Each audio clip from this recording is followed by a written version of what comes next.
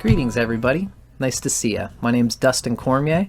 I'm a fourth-year student of Asheville Vedic Astrology. Today we are going to go through my third video of this year, my third semester video. We're going to be focusing on Chapter 11 of Brihat, Parashara, Hora, Shastra. That's the chapter on the judgment of the houses, also known in our course as the prosperity versus annihilation of a house. Thank you for being with me. We got a lot to cover. Chapters 8 and 11 of Brihat, Parashara, Hora, Shastra represent deep roots in both the Parashara and Jaimini systems of astrology. As you get into Jyotish, you'll learn that there's two main limbs or branches, but really they're kind of integrated. It's good for us to learn the guts of Parashara, learn the guts of Jaimini, see how they are different, but also always know that they're really converged, they're integrated. So Parashara, the great Rishi Parashara, he had a successor, or perhaps a contemporary. Some people think that they actually knew each other. And the name of this fella is Jaimini. Jaimini propounded more deeply on the figures given in these two important chapters, chapter 8 and 11, along with some others after Parashara. Now, a good astrologer ought to know the difference between them and learn to effectively marry them.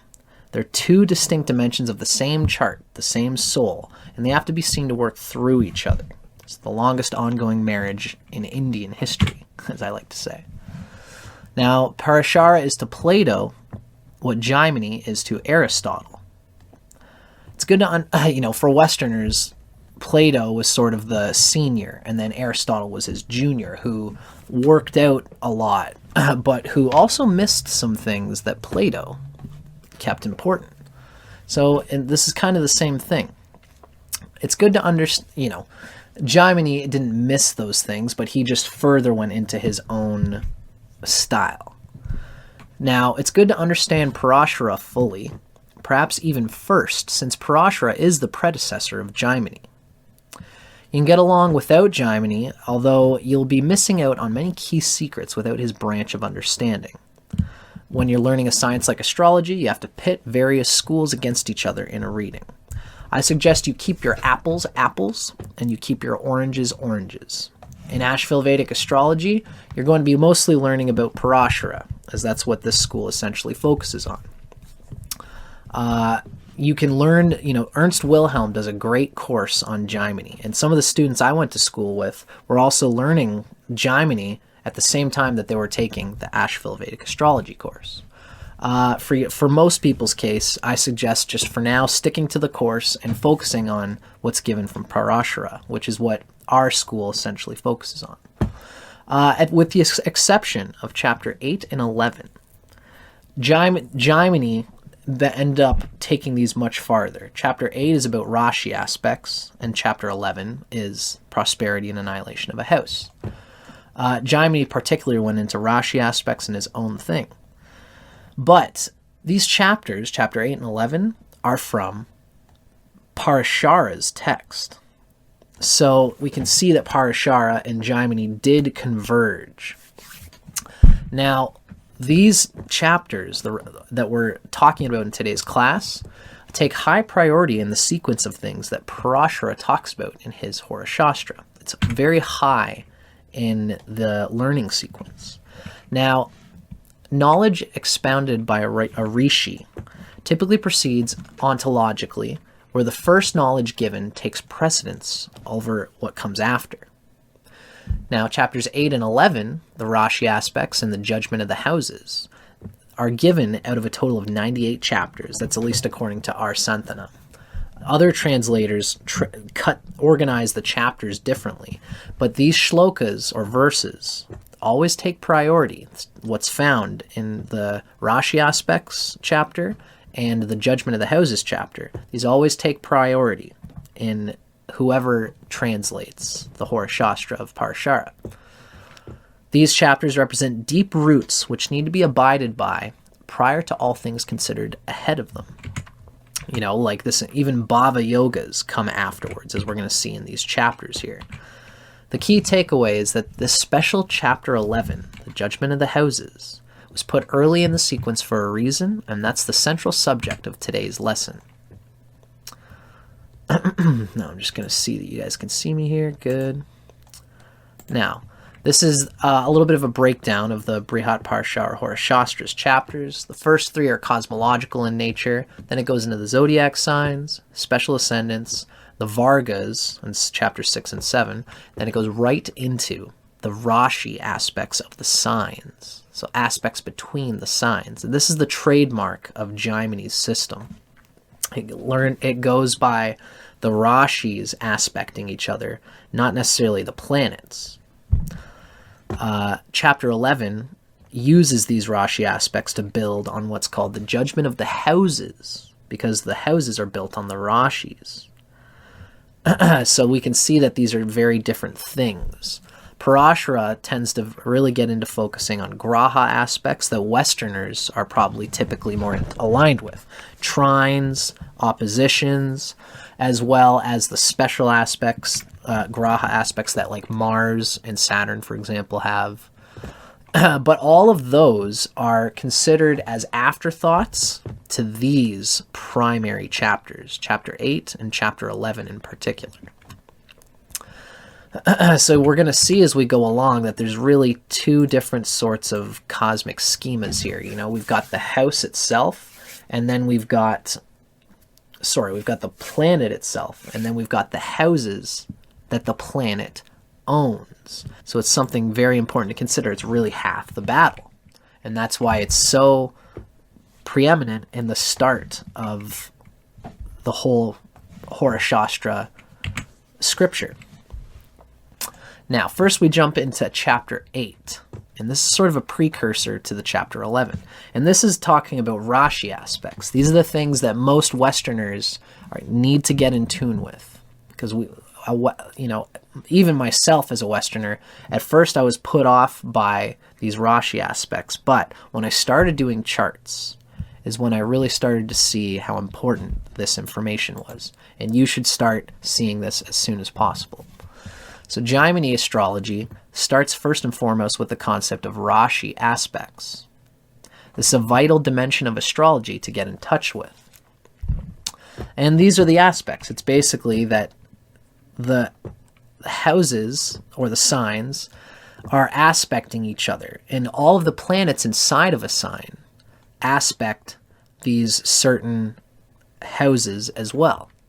You know, this is an air. So let's say, for example, if we have a Mars in Aries, it's going to aspect the sign of Leo, the sign of Scorpio, and the sign of Aquarius. That's all the fixed signs except for the one just adjacent to it. We could see if this was an Aries rising, having Mars here would inflict some malefic Mars energy to Leo, which is the 5th house, Scorpio, which is the 8th house, and Aquarius, which is the 11th house. And this is a Rashi aspect, which has nothing to do with any other planets. So, this is the same thing with all the other cardinal signs. Anything in Cancer is going to aspect all the fixed signs except for the one adjacent to it. So a planet in Libra is going to affect all the other fixed signs except for Scorpio, which is adjacent. And any planet in Capricorn is going to aspect all the other fixed signs except for Aquarius, which is adjacent to it. We can see why some astrologers prefer the southern chart style when applying Rashi aspects and getting into Jaimini astrology in particular. Then we have every fixed sign lends aspect to the 3 cardinal or movable signs, excluding the one adjacent to it. So Taurus affects all the other cardinal signs, Cancer, Libra, and Capricorn, except for Aries, which is adjacent. We can see the same thing with Leo. Aspects all the cardinal signs except for Cancer. Scorpio aspects all the other cardinal signs except for Libra, which is adjacent to it. And then Aquarius also does the same for everything except for Capricorn. Now the dual signs are interesting. The common signs, Gemini, Virgo, Sagittarius, and Pisces. These all aspect each other, no matter what. Gemini aspects the other 3, Virgo aspects the other three mutable signs, Sagittarius aspects the other three, and then Pisces, and planets in it, aspects Gemini, Virgo, and Sagittarius, for better or worse. The mutable signs are interesting because, especially if a lagna is a dual sign, if you have a lagna as Pisces, and you have, let's say, Jupiter in Gemini, then Jupiter is going to aspect Pisces and Sagittarius and Virgo, all of the cardinal houses, right? If Pisces is the first, we can see in this example, Sagittarius is the first house, Pisces is the fourth, a cardinal sign, Gemini is the seventh, a cardinal sign, and then Virgo is the 10th, a cardinal sign. And this is big importance for any of these signs, if there are any planets in these signs. So the Rashi aspects are an entirely separate science. They're completely different from the Graha aspects. So this can be frustrating for Western astrologers because we're not used to these. But the deepest truth of astrology comes when you bridge them together. Even the Jaimini Sutras override Parashara astrology in some ways. Some things cannot be considered as being strong if there is not Rashi strength to the houses that the planet owns, including big yogas that we see in Parashara astrology. The Rashi is the field or soil from which the potentials of the planets are nurtured. It's vital to the potential force and reserves of the planet's agenda as a house lord. It's the condition of the Rashi, or the house which owns the Rashi. Now, the Bhava, or the house, the Bhava owns the Bhavesha as much as the Bhavesha owns the Bhava. This is a consciousness that we're going to have to start tuning into if we want to apply these effectively. Essentially, what this means is that each of the planets is a limb of the houses that they own. For example, if you are a Leo rising, Mars owns the 4th and 9th house, which means that wherever Mars is positioned is going to say something about the strength of those houses. The potential state of health for a house is going to alter our experience of the planet, and this especially during its dasha periods.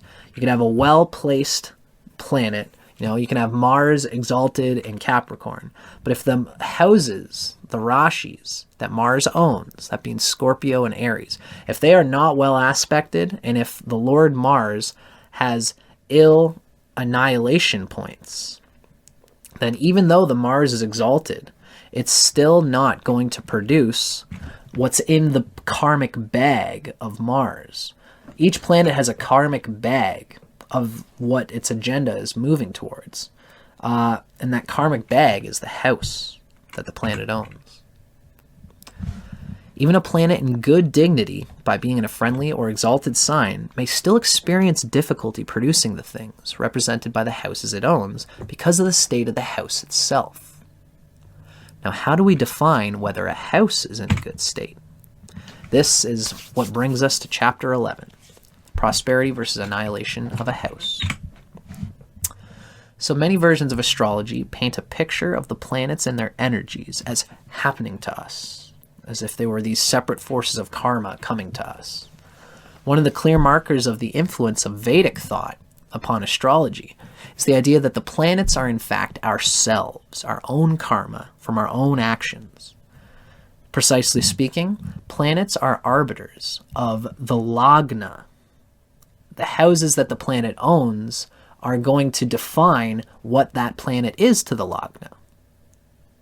So each graha has its own characteristics. Mars is Mars is Mars. But the nature of Mars is colored by the lagna. The nature of Mars is of a different function to all the different lagnas, because the characteristics of each planet expresses itself as a limb of the energy field of the lagna. So what does this mean? I'm giving you a little bit of a cosmology from Earth outward. First is the lagna, and the lagna filters the graha jyotish, the light, from the planet. The ahamkara of the lagna creates a biased coloration towards the other colors of the planets. For example, let's say Mars is pure red. If your lagna has a shade of blue to it, imagine looking at a red light. Now imagine putting a blue sunglasses on. The blue from the sunglasses is going to take in the red, and it's going to make a bit of a purple. Even though the nature of Mars is pure red, but each lagna uses Mars differently. And this is where the bhavesha comes in. The bhavesha is the combination of the colored light of the lagna's lens with the colored light of the planet. This is the bhavesha consciousness. So this bhavesha is simply a house lord.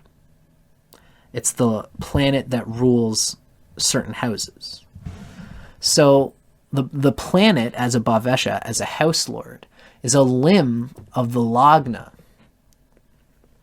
The planets have already taken on our karma as bhaveshas prior to our perceiving their pure light, because we have a lagna, because they exist in us as we exist in them as reflections of our soul karma. So each of us, through our lagna, has a different agenda for each planet. So there's the lagna on Earth, there's the planets, and then there's the Rashis out there, right? Now the agenda, the action, and nature of every planet is painted some shade of color in the energy field of the lagna, because the planet rules one or two certain auspicious or inauspicious signs or houses from the lagna. It's the bhavas. So this is all pretty par for the course for most people who get into Jyotish, but a lot of Westerners still are learning about this house lord consciousness. The nature of a planet is painted by the function it serves the lagna through the houses that it owns. So each planet is of its own nature, but the rising sign is making that planet carry a whole bunch of karma. And that house is going to have good karma or bad karma strictly by the nature of the house, without considering the planet, the house lord, the bhavesha. And it is in this understanding of the grahas as bhaveshas, it's in this understanding of planets as house lords carrying the karmic bag of the houses, as limbs of the houses, that we can begin to understand and talk about prosperity versus annihilation of the houses and their agendas. This is the basic brickwork that determines the health of a house. So this is chapter 11 of Brihat Parashara Hora Shastra. It's the prosperity or annihilation of a house. It can predict prosperity of the house, which is conjunct or is aspected by a benefic. Now we'll notice that this is right off the bat, it's its own sentence, and it comes first in the sequence. So there's a bit of a hierarchical ontology here, where this first sentence is most prominent. A benefic occupying or aspecting a house is one of the greatest points of prosperity you can get. Next is when a house lord is in these certain Avashtas that we're going to talk about, or if it's in the 10th house, then the bhava's well-being is indicated.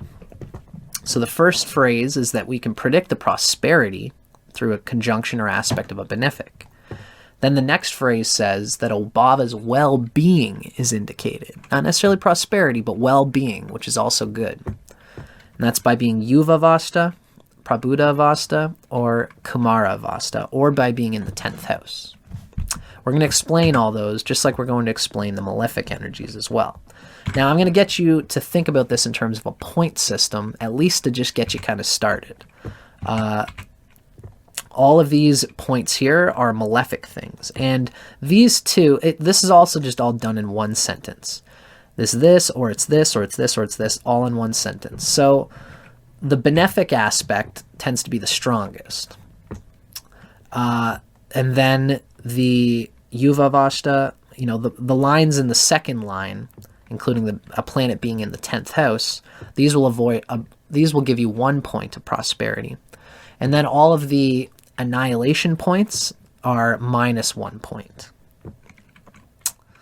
So I suggest at first that you develop a ranking system, a point system. Start practicing it as soon as you can. Go into your own chart or whoever's charts that you tend to use as your markers, and start making a schema for a point system for the prosperity and annihilation of the houses.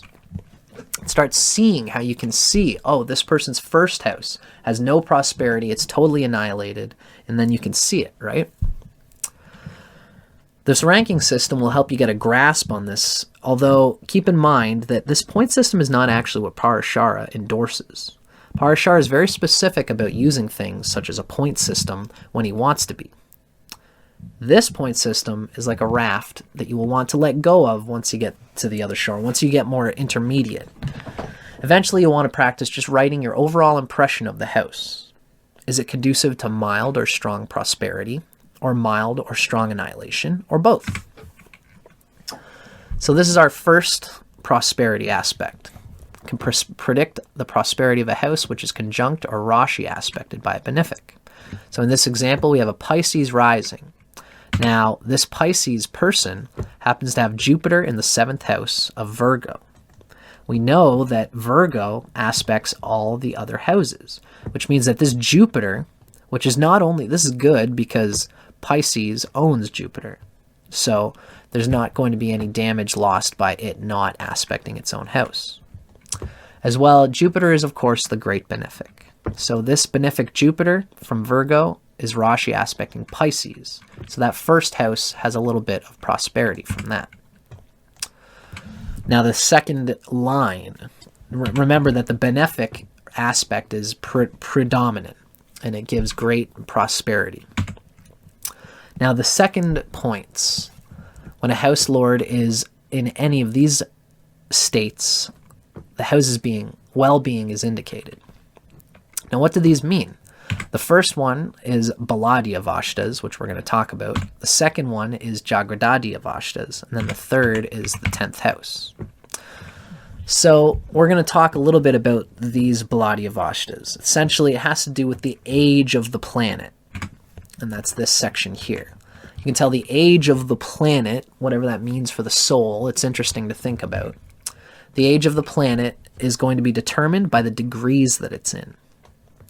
And odd and even signs have different ways of calculating this, which is kind of annoying, but it's easy to understand once you get into it.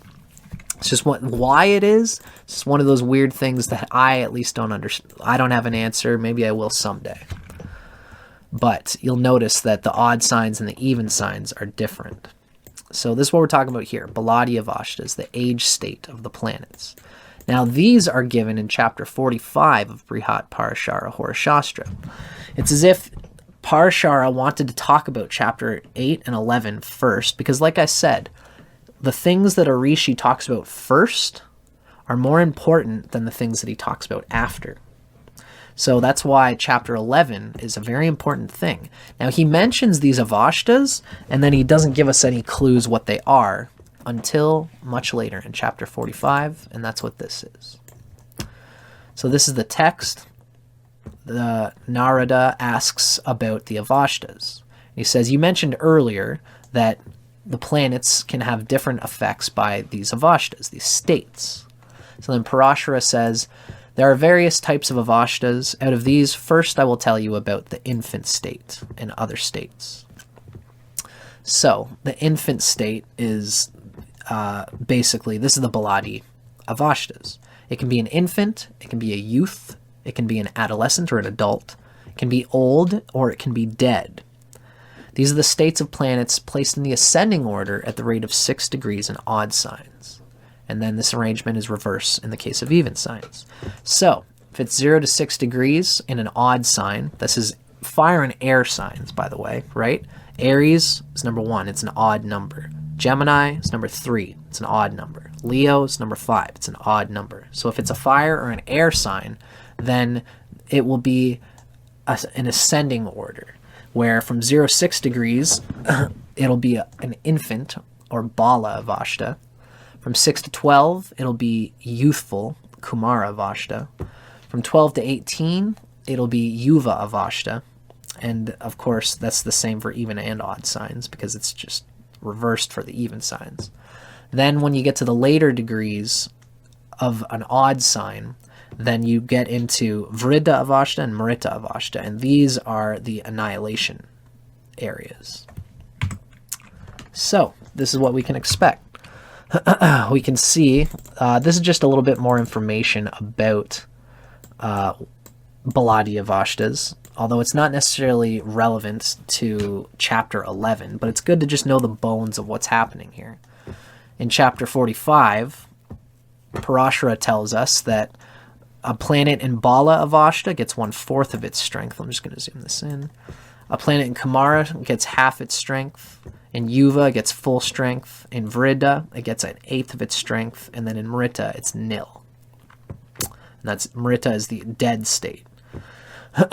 So we can see that this is the case in the natural Avashtas. For our purposes for chapter 11, for prosperity, we know that in an odd sign, if a planet is Kumara or Yuva, between 6 and 18 degrees of an odd sign, then it is going to have prosperity. For an even sign, it's going to be switched. So Bala is from 30 to 24 degrees, Kumara is from 24 to 18 degrees, Yuva is from 18 to 12 degrees. So if a planet is in an even sign, that's Taurus, Cancer, Virgo, Scorpio, these signs, earth and water signs, basically. If a planet is in an earth or a water sign, then it is in the reverse ascending order. So that means that it's got to be between 12 and 24 degrees to have a prosperity point. Note that these measures must also be considered with all other factors in the chart. Just because a planet is Mrita doesn't mean it has no strength at all. But a Mrita planet's ability to produce prosperity for the houses it owns is greatly reduced because of annihilation. And this is just to kind of show the same thing. We've got an Aries rising. We're looking at Leo. This is my bad drawing of what's supposed to be the degrees. I couldn't make it exactly 30, but you can just see what I'm getting at here. This is the 30 degrees of Leo. Now, if a planet is within the first 6 to 18 degrees, then its well-being is indicated. That would be Kumara Avasta or Yuva Avasta. That's what this phrase is saying, right? So if Jupiter is in Kumara in the sign of Leo, let's say it's at 10 degrees of Leo, we know that the 12th house of the Aries and the 9th house of the Aries are both going to have prosperity. This would go to say that this person has a good ability to creatively find inner pacification of spiritual dharma through dharmic ethical activities. The ability to understand that this is important for the person would be increased because Jupiter is young. It's in Kumara. It's a youth. It's got some neuroplasticity. It's not going to hold rigidly onto things in its karma. It's going to be open to what karma is trying to show the spirit how to evolve. So it's youthful in that sense.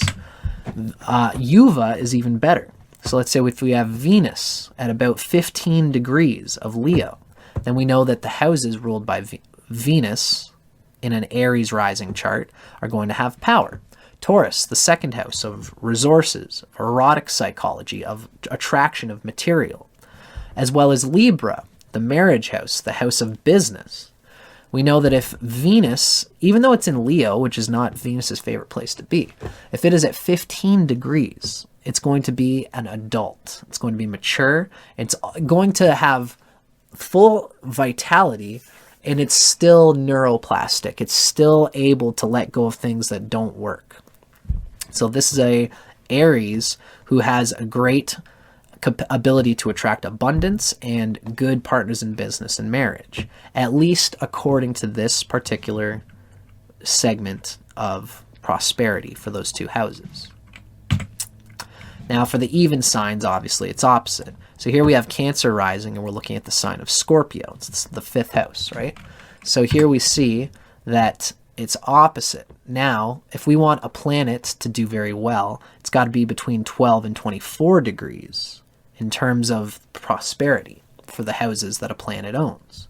So we're in the sign of Scorpio. Let's say we've got Mars, which is for Cancer rising, it's the 5th and 10th lord. If Mars is at, let's say, 20 degrees of Scorpio, it is going to have strength of doing what it needs to do, and the houses that it owns are going to have more prosperity. If we have Mercury in the sign of, let's say, 15 degrees of Scorpio, then Mercury's houses are going to also gain a boost of prosperity, the 12th and the 3rd in this case for Cancer rising. So those are the Yuva Avashta and Kumara Avashta. The next thing we want to look at is Prabhuda Avashta, and that's whether a planet is Jagrat or awake. So this is the next thing, which is Jagradadi Avashtas. We can also read this in chapter 45 of Brihat, Parashara, Hora, Shastra. If a planet's in its own sign or in exaltation, it's said to be in a state of awakening. This gives it 100% strength. That's what we read in the next shloka. And more importantly, it gains prosperity according to chapter 11. And this is why this is so important, and this is why this is in chapter 11. A Jagrat planet does very well for the houses that it owns. Now, if it's so a Jagrat planet is exalted or in its own sign. A Svapna planet only gives 50% again of its strength, but that 50% really has more to do again with Lajitadi Avashtas and more intermediate things. But for now, Svapna is neutral in terms of what this chapter is trying to convey, what this lesson is trying to convey. Svapna does not have annihilation like Sushupti, and it does not have prosperity. It's kind of right in the middle. And this is when a planet is in a friendly or neutral sign. For example, the sun being in the sign of Gemini. Mercury is, remember, this is only going by permanent friendships, right? So not temporary friendship. This is a natural or permanent friendship. So for example, the sun being in Gemini, wherever Gemini is, no matter how close it is to the sun, Gemini is ruled by Mercury, and Mercury is a natural neutral to the sun. So there the sun would be in a neutral sign, and it would be Svapna, sleepy, and it would not gain prosperity. Now if the sun instead was in the sign of Aries or the sign of Leo, it would be Jagrat. It would have the awakeness that it needs. It's in its own sphere. It's in its own home. It's like the gardener is in the garden doing what the gardener does best. You don't want to take a gardener and put him on a war field, because that would be like the sun being in Libra. The gardener is in a place where it's not used to being. A better example would be like the sun, a leader, does better in Aries. It's a natural leader, so it wants to be in a place where it leads by its own intuition. The sun being in Libra would be Sushupti. Then the leader has to deal with the marketplace of Libra, and that's not where the sun, it's not in its own natural place. So for our purposes, a planet that is exalted or in its own sign is Jagrat, and its well-being is indicated according to this very important chapter, right? So when we've got a Yuva Avashta planet, or a Kumara Avashta planet, or a Jagrat Avashta, it's awake, it's in its own sign, or it's exalted, or a planet is in the 10th house. It's the house of karma, where planets are bound to be pressured into action, and therefore the karmas of the planet are worked out in one's experience. The pressure of being in the 10th house, the pressure of having other people in the same field as you, showing you constantly what you need to work on in order to be better. Any planet in the 10th house gains a prosperity point by being in the 10th house. Now, the bhava which is not aspected by its lord is with a malefic planet, or with an evil house lord, 3, 6, 8, 11, or 12, or defeated in planetary war, or in Vriddha Avashta, Mrita, or Supta Avashta. So that's what we're going to be talking about next. first on the chopping block is a bhava that is not aspected by its own lord receives annihilation. Jupiter in this chart, we're using a new, this is Bob Dylan's chart, by the way, for anyone interested. Jupiter does not aspect its own houses. Jupiter's in the sign of Taurus, which means it is going to aspect all the cardinal signs, except for the one adjacent to it. And we know that Jupiter rules Pisces and Sagittarius. So Jupiter has to be in a dual sign in order to aspect its own house. So Jupiter does not aspect its own house, annihilation. Saturn, Rashi aspects its own sign of Capricorn by being in Taurus, because it's a fixed sign, so it's hitting all of the cardinal signs, but it does not aspect its own sign of Aquarius. Which goes to show you that, not every lord can aspect all of its houses. This is something to consider. Only really Jupiter and Mercury can actually hit all of its lords. Well, the sun and moon can too, because they only are a lord of one house. Now, Saturn does not aspect its own sign of Aquarius. The moon, Rashi aspects its own sign of Cancer by being in Taurus here as well. This is a little bit of a extra clue as to why the moon in exalted in Taurus is so strong. Now, the next thing is the Bhava Lord is conjunct a malefic planet. So we can see here that Jupiter is with the malefic moon as well as Saturn. We know this moon is malefic because it's waning. It's behind the sun. So Jupiter is hit by two different malefic planets here, and therefore it gets two X's. The moon's emotional energy is affecting Jupiter and taking some things away from it, and so is the malefic nature of Saturn, taking something away from Jupiter's ability to provide what it needs for its houses. And that's why these houses are now damaged. Venus and Mercury are conjunct the malefic sun. So Venus is going to get attacked here, and so is the houses that Venus owns, Taurus and Libra. For a Sagittarius, that's the 6th and 11th houses. And we see that Mercury is also conjunct the sun, because the sun is a malefic. So Venus's houses are harmed, and Mercury's houses are harmed. Mars is conjunct malefic Ketu. So this is, all of these are hit. We have to also consider, of course, that the moon, I didn't put this in here, but the moon's house is damaged by being with Saturn, and Saturn is damaged by being with the moon. So just about all of the houses are being afflicted by annihilation through some malefic planet. So far, that's, keep in mind that it's easier, annihilation creeps up pretty quick, and so does karma, if you know what I mean. There's lots of things that can give you ill karma, less that can give you prosperity. Now, the next point is if the Bhava Lord is with one of the lords of evil in other such houses. Now, what are these lords of evil, and why are they called that? The lords of the 3rd, 6th, 11th, 8th, and 12th are carrying the heavier shadow aspects of karma with them, because that's the nature of these houses. Everybody must embrace the earth body somehow, and in doing so, we inevitably accrue karma. This must involve identifying at some point with chaotic things in the world, which at some times we have no agency over. Some of these are natural.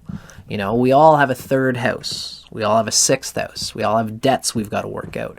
We all have an 8th house and the psychoerotic energy that we've got to work out. We all have desires and egotistical dreams of success, idealistic dreams. Now, we all have these, but we don't all have them tied in to this or that house. It's ill for a house if its lord is conjunct an evil house lord, because then it is bonded to that chaotic energy and doomed to be entangled in it, reducing its stability. This devitalizes the planet and the houses it rules. The planet becomes no longer reliable because the chaotic evil lord will constantly obstruct it. Just for an example, we see that Jupiter here is with the evil 8th lord moon, because Cancer rules the 8th house for a Sagittarius. So keep in mind that by being conjunct the planet, and conjunctions here is not the same thing as we know it by degrees. In Gemini astrology, a conjunction just means that a planet is in the same sign as another planet. Even if the Saturn was at 1 degrees, it would still be conjunct Jupiter, which is at 29 degrees, by being in the same Rashi. So we see that Jupiter is with the 8th lord, the moon, and it's also with Saturn, which is the 3rd lord, so it's going to get damaged here. So before we just show the example, we want to consider, why is it that these lords of evil will mess with a house lord? Consider the 3rd. It's desires, sensation, necessary evolution, and expressing the personality. Everybody has this need to constantly progress. In Bob Dylan's sake, we see the personality, because Jupiter rules the 1st house of personality and physique. We see that this Jupiter is constantly facing a need to be more. The personality feels like it's not enough. At least, especially the Sanupachaya house. So this would have gotten better over time for Bob Dylan, the person who owns this house. Now, let's consider the 6th house. It's about debt, neurotic body energy, enemies, adversaries, work, and routine. Everybody has to work this stuff out. Now, if one of your planets is conjunct the 6th lord, then it is bound to be stressed. It's bound to be used in order to get all of those necessary things out of the way. Here we see the Sun and Mercury are conjunct Venus as the 6th lord. What about the 8th lord? It's marriage, mutual energy investment with others, sexual and psychic bonding. We see the Jupiter, the 1st lord, the personality of Bob Dylan, might have been found to try to build itself by the influence of other people, big projects, and using other people to help it build its personality, which in turn reduces its need to affect its own and to learn about its own personality. The consciousness of other people, of the moon, the 8th lord, would have obstructed this 1st lord and the 4th lord in this way, since Jupiter rules the 1st and 4th houses. So, read on your own time what the 11th and the 12th means as well, because it's the same kind of picture. So we see here that Jupiter is with the evil 8th lord, the moon, as well as the evil 3rd lord, Saturn. So these two houses receive 2 points of annihilation. Of course, these Pisces and Sagittarius are ruled by Jupiter, so these two houses receive 2. Now Saturn is with the evil 8th lord, the moon, so its 2 houses are diminished. And the moon is with the evil 3rd lord, Saturn, so the Cancer will be diminished. Then the Sun and Mercury are with evil 6th and 11th lord, Venus. Venus rules the 6th house and the 11th house for a Sagittarius, making it particularly capable of evil. This isn't such a bad thing if it's placed in the right place, but this evil tendency, the egotistical tendencies of the 6th and the 11th house, are damaging to the Sun, and therefore to its house, Leo, the 9th house, as well as to the 7th house and the 10th house of Sagittarius. In Bob Dylan's case, we can see that the constant need to re-up his finances and also to bolster his image in the world and his career, these might have actually damaged his true dharmic resolve and desire to do good things in the world, or at least his own satisfaction of hitting his own spiritual mark. He might have been taken under by the glories of this egotistical Venus, although it did probably help him get the fame that he did in the world.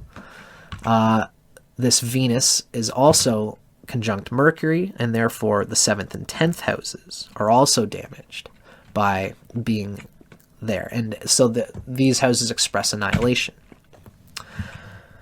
Now, Planetary War is one of the figures that Parashara gives us, and it's something that's rather complicated. It's when 2 planets are about within 1 degree of each other. Ernst Wilhelm has a great video on this subject for free on YouTube. So if 2 planets are close to 1 degree from each other, it can actually be about 5 degrees, depending, according to Ernst. And this is excluding the Sun and Moon, because they are the king and queen. Also, this is excluding Rahu and Ketu. Right? So Sun, Moon, Rahu, and Ketu cannot be in planetary war. Now, if you see that 2 planets are close enough that they could be in planetary war and they're not one of these 4 planets, then what you do is you go on Kala. I've found an example of somebody, it happens to be Donald Trump, who is experiencing this Yuda. It's planetary war. So what you do, I've gone on to Trump's chart. I'm going to look up his Shadbala, and I'm going to look for plus or minus for Yuda. I go all the way over, and I can see that Venus is getting positive points from this Yuda, and Saturn is getting negative points, which means that Saturn is defeated in planetary war. That's how you're going to check that. So, in this case, Saturn, at least in Trump's chart, is defeated in planetary war. It's under Venus's thumb. So, the planet defeated in war is under its victor planet's thumb, and this causes great strife to the defeated Kal planet, the Yuda planet, during its dasha, during transits, and it causes annihilation to its ruling houses. So in Trump's case, that Saturn, whatever he's a Leo rising, so that would be the 6th and 7th houses are experiencing annihilation because of that. To look up more about the specifics on this, I suggest looking up Ernst Wilhelm's video on the subject. So now the next thing is the last thing that we're going to talk about, which is more on these 3 Avashtas. And they're essentially the same as what we've already been given. Vriddha Avashta, Mrita Avashta, these are points of annihilation. And then if a planet is sleeping, Supta or Sushupti is another word for it. If it's in an enemy or debilitation sign, then it is going to have annihilation. So we can see for the Bhladi Avashtas, we know that if a planet is in Vriddha or Mrita Avashta, that's the latter degrees of an odd sign, annihilation is indicated. It's the switch for an even sign like Scorpio. If a planet is in the first 0 to 12 degrees, then it is experiencing annihilation. And then lastly, of course, is the Supta, sleeping Avashta. So when we put it all together, this is what our master list looks like. We can see a house occupied, a Rashi aspected by a benefic gets prosperity. Now secondarily, a house's well-being is indicated if it has any of these. If it's in Kumara or Yuva Avashta, if it's Jagrat, or if it's in the 10th house. Finally, a house lord that is not aspecting its own house, or if the house lord is conjunct a malefic planet, it's conjunct an evil house lord, if it's defeated in planetary war, if it's in Vriddha or Mrita Avashta, or if it is Supta Sushupti, sleeping, then its annihilation is indicated. So, we have 2 last points to sort of consider. Number 1, this is just points that I want to throw at you just because I've found them useful. A benefic planet blesses the house it's in, but it does not bless the houses of a planet that it is conjunct. With malefics, it's reversed. A malefic planet damages the houses owned by a planet it conjuncts. So a house can only be annihilated by another evil or malefic planet if that evil, malefic planet is actually conjunct the lord of the house in question. So, a malefic planet doesn't cause annihilation to a house by occupying it. For example, the Saturn in Pisces, this is a Scorpio rising, Pisces is not being damaged by Saturn being in the 5th house. Now consider a malefic planet that occupies a house. It does put tension on it. And some inauspicious and auspicious Jaimini yogas are sometimes built on the tension of a malefic planet in a house. It's not annihilation. Remember, we're talking about chapter 11, which has these specific points about annihilation. A malefic or evil lord in a house does not cause annihilation. It's neutral in the sense of what this particular chapter is conveying. Now, it'll be a different story if, for Pisces, in this case, if Jupiter is there with that Saturn, because the Saturn is a malefic. Now Pisces and Sagittarius are going to feel it.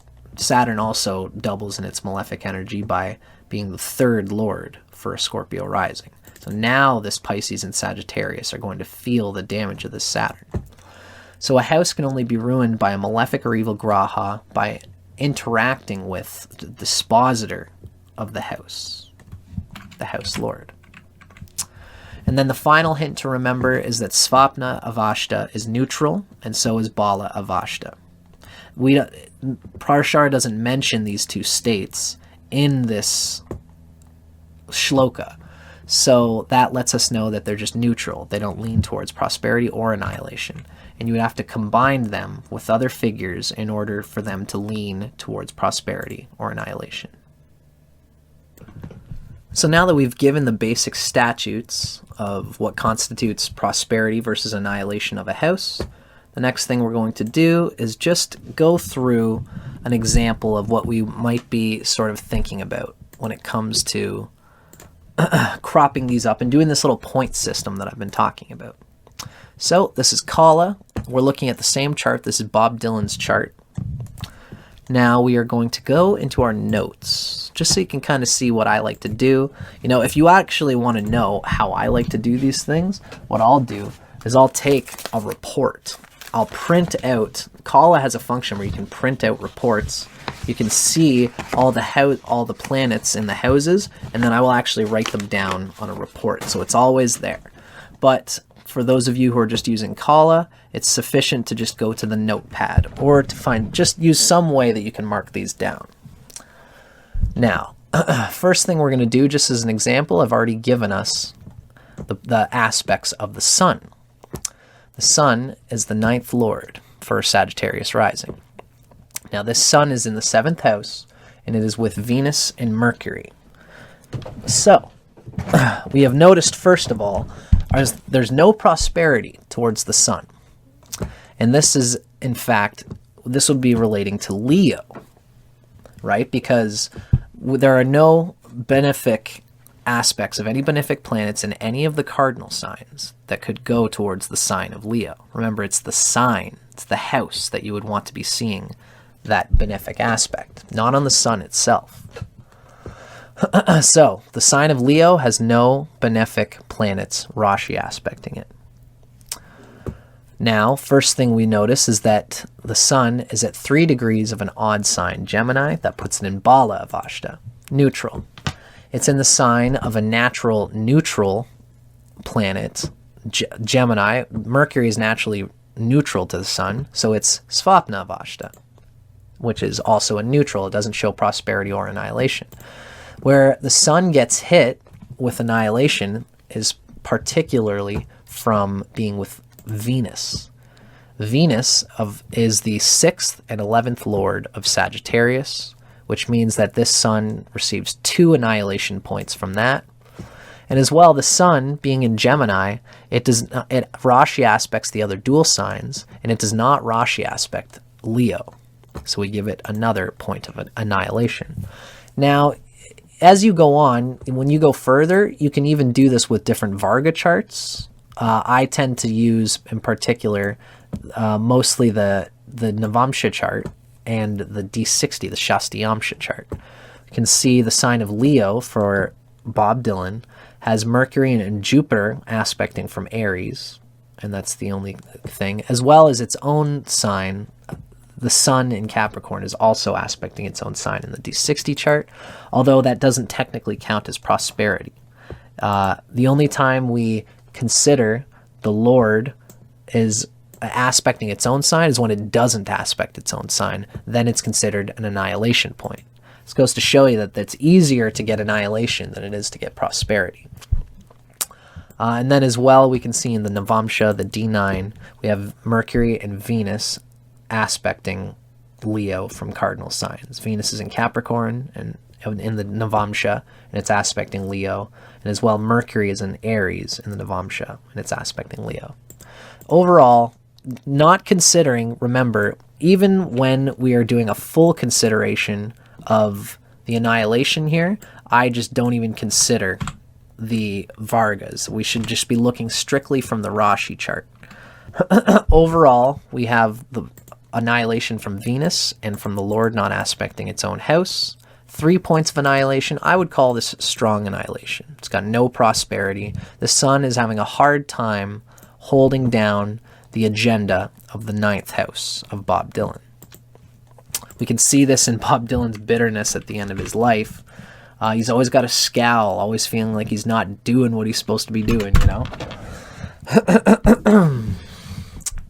So the next thing we're going to want to do is look at Jupiter as the first lord, just for another quick example, okay? And we're going to go through this.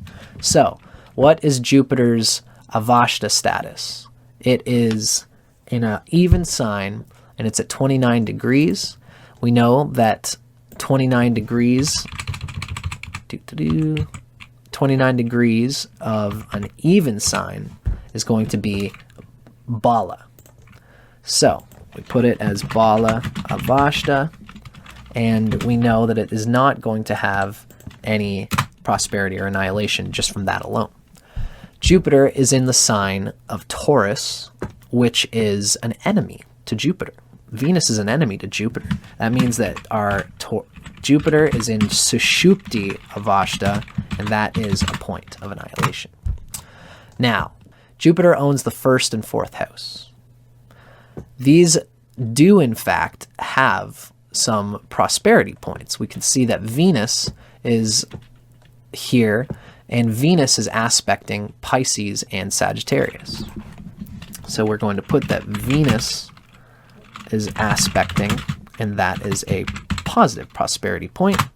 As well, Mercury is considered a benefic. Mercury, by being with Venus here, is considered a benefic. So, because it's so close to Venus, Mercury will tend to blend into the nature of whatever planet it's closest to. So we see that Mercury here is also aspecting Pisces and Sagittarius. Therefore, Mercury aspecting is going to be a positive indication as well. So far, even those two benefics are hugely helping this house. We would actually consider them to have 2 pluses. Then the next up, what else would we consider for Jupiter? Well, there is more annihilation here than we would hope. First of all, the malefic moon aspecting, conjunct, which is minus. We also have malefic Saturn conjunct, which is minus. We also have the 8th lord moon conjunct, which is minus. And finally, we have the 3rd lord Saturn conjunct, which is minus. So that's four aspects of annihilation, plus the Sushupti Avashta. This really shows that there's a lot of negativity going towards this Jupiter. But it does have some prosperity points.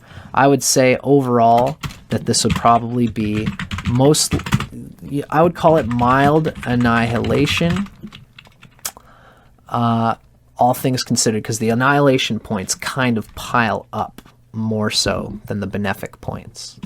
I would also state, though, that it also has moderate prosperity.